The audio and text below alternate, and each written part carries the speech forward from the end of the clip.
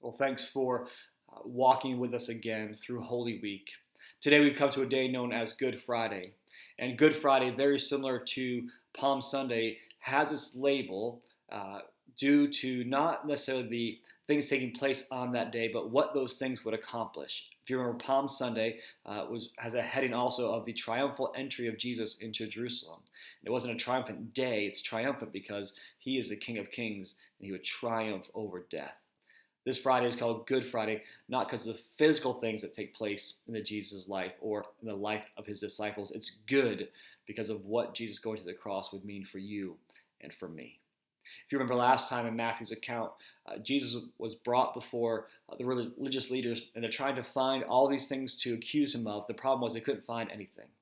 So they kind of get to the end of all their time together, and they simply decide that Jesus must be put to death. His message must stop. He must stop going around declaring and teaching as he's been doing. They feel threatened, they're concerned, and so they decide that death is the only possible solution. The problem is they don't have the authority to do that. Only Rome has the authority to put individuals to death. And so these religious leaders bring Jesus to Pilate. Now, Pilate was the governor of Judea ruling at that time. He would have the authority to put Jesus to death.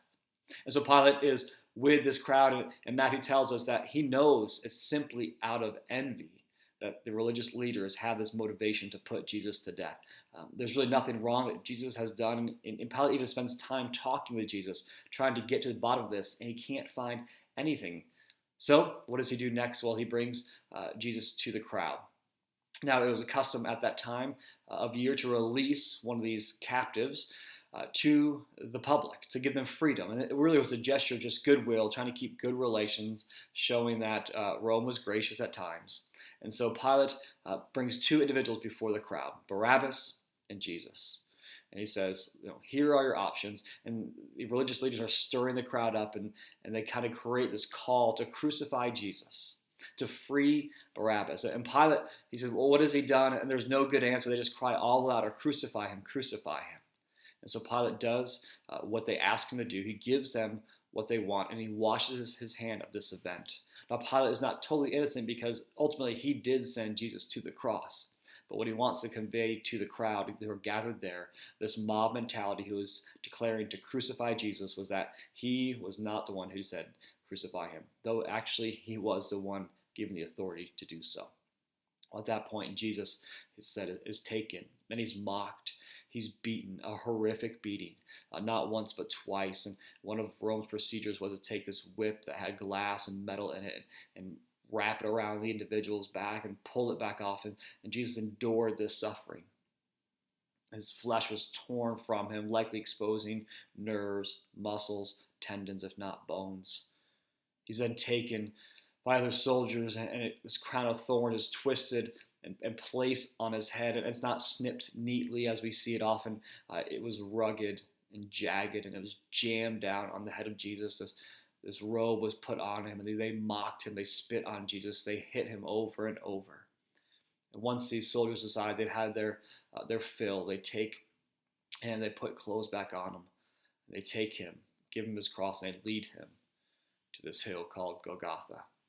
And it's in this place that Jesus is put on this cross, raised up, and set down in the post. And there he is.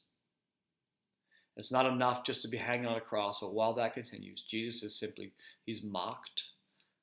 The religious leaders and even the prisoners who are being crucified next to him are mocking him, calling for him just to save himself and save them as well. He said, you are this great Jesus, these religious leaders said. Well, what's the problem? Why can't you come down off the cross? Why you can rescue others? Why can't you rescue yourself? And this mocking went on and on. Now Matthew tells us that at about the 6th hour, which would have been noon, darkness comes over the land. This darkness would not be normal, right? This is noon. This is the normal daytime. There's a darkness that sets in for 3 hours.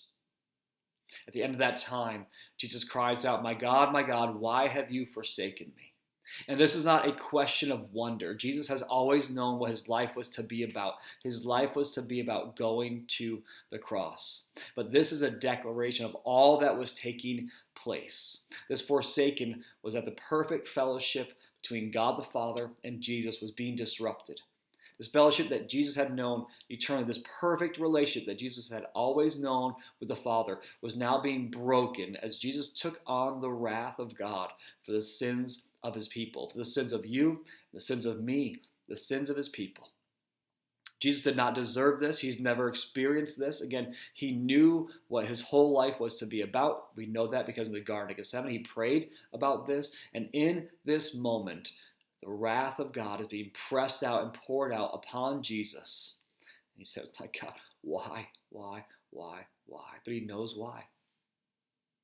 Again, it's not a question, but a declaration of what is taking place.